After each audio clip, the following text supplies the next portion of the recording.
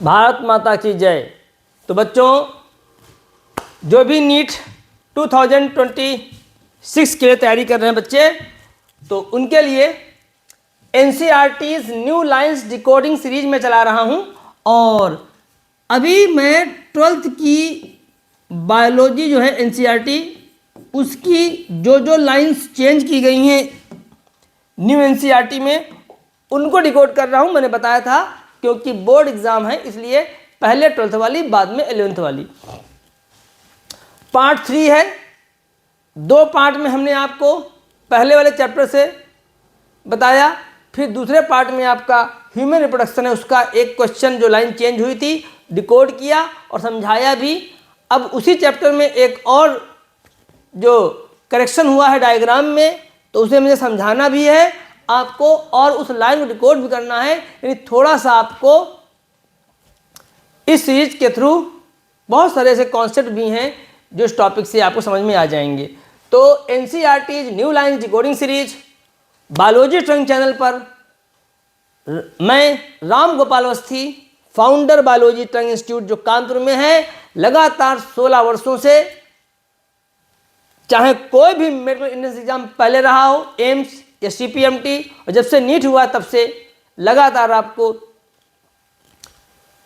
जो बायोलॉजी मैं पढ़ाता हूँ लिंक मेमोरी पैटर्न से, चाहे वो CPMT हो या एम्स हो या नीट हो, जहाँ पर बच्चे 100 में 100% मार्क्स लाते हैं और अपना सपना डॉक्टर बनने का पूरा करते हैं। तो आप जितने भी बच्चे देख रहे हैं वह चैनल को सब्सक्राइब जरूर कर लें, साथ ही साथ दोस्तों को भी बताएं कि हमारे इस बायोलॉजी ट्रंक इंस्टीट्यूट के बारे में, चैनल के बारे में, और बहुत बड़ा अनाउंसमेंट होने वाला है कुछ दिनों में आप लोगों के लिए। जो भी बच्चे इस पूरे भारत में कहीं से भी पढ़ रहे हैं, उनको घर बैठे फिजिक्स, केमिस्ट्री, बायोलॉजी तीनों सब्जेक्ट के एक्सपर्ट आपको NCERT बेस्ड पढ़ाएंगे, जो कि पहली बार होने जा रहा है। कोई भी इंस्टीट्यूट NCERT से फिजिक्स केमिस्ट्री नहीं पढ़ाता। आप देखिएगा हमारे जो भी एक्सपर्ट आएंगे आपको NCERT से पढ़ाएंगे, केमिस्ट्री भी, फिजिक्स भी, और बायो तो मैं पढ़ाता ही हूँ। तो बच्चों, ह्यूमन रिप्रोडक्शन पेज नंबर 33 एक डायग्राम है जहां पर ओवरी के डायग्राम में ओम लिखा हुआ है और यहां पे हुआ है करेक्शन, यहां पे हुआ है करेक्शन। आइए दिखाते हैं आपको डायग्राम।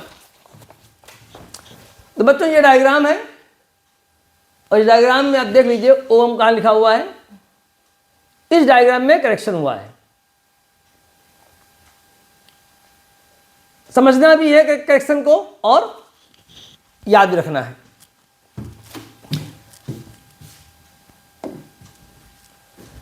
ये बनी ओवरी। तो एक वर्ड है ओव्यूलेशन।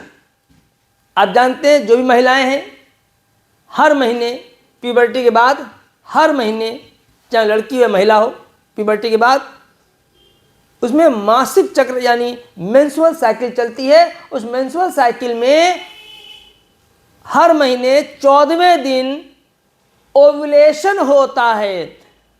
जनरल भाषा में बच्चे भी बोलते हैं, टीचर भी बोलते हैं कि release of ovum is called ovulation. लेकिन सच्चाई क्या है बच्चों कि ओवम कोई भी लड़की रिलीज ही नहीं करती। सिंपल भाषा में कोई भी महिला ओव्यूलेशन में ओवम नहीं रिलीज करती, बल्कि सेकेंडरी oocyte रिलीज करती है, नॉट ओवम। एक्सप्लेनेशन क्या है? आपको जो मेच्योर ग्राफियन फॉलिकल, आप जानते हैं ओवा कहां से निकलता है। आप कहते हैं ओवुलेशन में ओवम कहां से रिलीज होता है, या यूं कहें सेकेंडरी oocyte कहां से निकलती है। तो मेच्योर ग्राफियन फॉलिकल फटती है ओवरी में ही और उस सेकेंडरी oocyte को निकालती है, जो कि फैलोपियन ट्यूब में आ जाता है।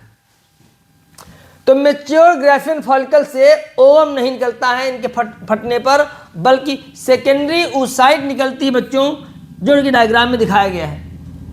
ये आपको कुछ स्टेज दिखाई गई हैं। शुरुआत में प्राइमरी फॉलिकल, फिर प्राइमरी से सेकेंडरी फॉलिकल, फिर टर्सरी फॉलिकल, फिर मैच्योर ग्राफियन फॉलिकल, और ये 28 दिनों में होता है।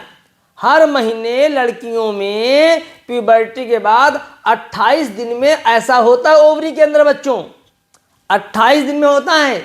साल में कितने बार? 12 बार ऐसे होता होगा, 12 टाइम्स। हर लड़की के अंदर 28 दिन में ओवरी के अंदर जो एक हमारी प्राइमरी ओसाइट है, तो प्राइमरी फॉलिकल, फिर उसी पे सेकेंडरी फॉलिकल बनती है, फिर टर्सरी, फिर मैच्योर। प्राइमरी ओसाइट से सेकेंडरी ओसाइट बनता है बाय मियोसिस फर्स्ट, और ये जो आप देख रहे हैं येलो रंग की, ये प्राइमरी ओसाइट है, लेकिन ये जो आप देख रहे हैं ये है सेकेंडरी ओसाइट जो बनी है कैसे? Meiosis first. मियोसिस फर्स्ट होता है, क्या होता है? मियोसिस फर्स्ट होता है प्राइमरी ओसाइट में, और तब बनती है सेकेंडरी ओसाइट, और एक छोटी सी बनती है पोलर बॉडी। अगर आपने पढ़ा है तो आपको समझ में आ रहा होगा। ये कवरिंग है जो हमने बनाई है ना, थीका इंटरना, थीका एक्सटर्ना, ये सब कवरिंग है। फिर ये मैच्योर फॉलिकल जो है फटेगी और ये रिलीज होगा, वो ओवम नहीं होता है। ओवम सिर्फ तब बनता है जब इस सेकेंडरी ओसाइट से स्पर्म टच करता है, यानी ओवम केवल फर्टिलाइजेशन के समय ही बनता है। कोई भी महिला, कोई भी लड़की कभी भी ओवुलेशन में ओवम नहीं रिलीज करती बच्चों, सेकेंडरी ओसाइट रिलीज करती है। तो डायग्राम में क्या था बच्चों? पहले ओवम लिखा था, अब एनसीईआरटी ने करेक्शन कर दिया है और ओवम की जगह पे लिख दिया है सेकेंडरी ओसाइट। तो डायग्राम भी ध्यान रखना है, साथ ही साथ आपको थ्योरी भी याद रखनी है कि ओवुलेशन में जो होता है secondary oocyte releases not ovum. Expression क्या है? मैच्योर ग्राफियन फॉलिकल में सेकेंडरी ओसाइट होता है। ओवम फॉर्मेशन कब होता है? When sperm touch the outer covering of secondary oocyte. जब आप जानते हैं फैलोपियन ट्यूब के एम्पुला में सेकेंडरी ओसाइट और स्पर्म का मिलन होता है। जैसे ही सेकेंडरी ओसाइट के ऊपर स्पर्म टच करता है, तुरंत यहाँ पर जो न्यूक्लियस है वो डिवाइड होगा, मियोसिस सेकेंड होगी, और एक बनेगा ओवम और एक बनेगी प्लस बनेगा छोटी सी सेकेंड पोलर बॉडी। पहले वाले में बनी थी फर्स्ट पोलर बॉडी, अब बनेगी सेकेंड पोलर बॉडी और एक ओवम बनेगा। तो ये सेकेंडरी ओसाइट है, मियोसिस सेकेंड नहीं हुआ था, अब होगा मियोसिस सेकेंड, और ये उसी समय हुआ है जब स्पर्म ने सेकेंडरी ओसाइट को टच किया है और उसकी जोना पेलुसिडा लेयर को अपने एंजाइम के द्वारा घोल करके अंदर एंट्री करने का प्रयास कर रहा है। तो ओवुलेशन में कभी भी ओवम नहीं रिलीज करती हैं ovary is secondary oocyte. Ovum बनता है at the time of fertilization. तो जिन बच्चों को नहीं पता है वो याद रखें कि ओवम का फॉर्मेशन तब होता है जब स्पर्म सेकेंडरी ओसाइट को टच करता है, उसी समय सेकेंडरी ओसाइट में मियोसिस सेकेंड कंप्लीट होगा। क्योंकि दो बननी है, बस फर्क क्या है? एक बड़ी सेल, एक छोटी सेल, यानी यहाँ पर जो मियोसिस सेकेंड है बच्चों वो कैसा है? वो है अनइक्वल डिवीजन। कैसा है?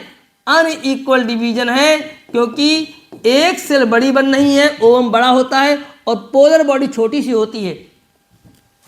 अब इसी ओवम के न्यूक्लियस से स्पर्म के न्यूक्लियस का फ्यूजन होगा और इसी को हम लोग बोलेंगे फर्टिलाइजेशन।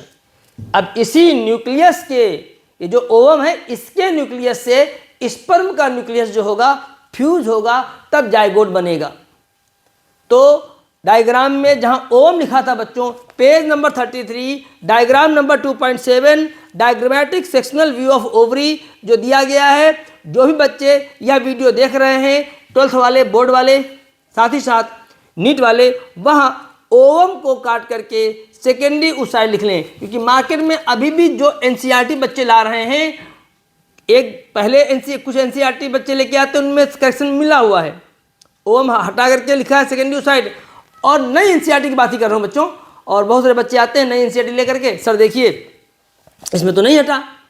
तो क्या है, कहाँ छप रही हैं, कैसे छप रही हैं, मुझे नहीं पता, लेकिन अगर आपके पास नई एनसीईआरटी में पेज नंबर 33 पर फिगर नंबर 2.7 में जो ओवरी का डायग्राम बना है उसमें अगर ओवम लिखा हुआ है तो उसे काट दीजिएगा बच्चों, सेकेंडरी ओसाइट कर लीजिएगा। क्यों? क्योंकि अब तो आपका कॉन्सेप्ट भी क्लियर हो चुका है कि सेकेंडरी ओसाइट ही रिलीज होती है ड्यूरिंग ओवुलेशन, यानी हर महीने जो एमसी चलती है लेडीज में, लड़कियों में, महिलाओं में, वो के 14वें दिन जो हम लोग बोलते हैं कि अंडा रिलीज हुआ है, यानी एग रिलीज हुआ है, वास्तव में वह एग नहीं होता, वह सेकेंडरी ओसाइट होता है।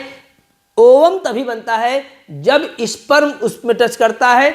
सेकेंड मियोसिस कंप्लीट होती है जस्ट बिफोर द फर्टिलाइजेशन। जैसे आपका फर्टिलाइजेशन होने वाला होता है उस टाइम, ठीक है। तो बच्चों करेक्शन पर ध्यान दीजिएगा। अगर आपके पास एनसीईआरटी है तो उस डायग्राम से ओवम को हटाइए और वहाँ पे लिखिए सेकेंडरी oocyte, और कॉन्सेप्ट नहीं क्लियर था तो यह कॉन्सेप्ट भी आप क्लियर कर लीजिए। मिलते हैं अगले एपिसोड में इसी सीरीज में, फिर कोई लाइन 12th की एनसीईआरटी की इसमें करेक्शन किया गया होगा, हम करेक्शन भी बताएंगे और उस पैराग्राफ को, उस लाइन को डिकोड भी करेंगे। ऑल द बेस्ट, पढ़ते रहिए अच्छे से। भारत माता की जय।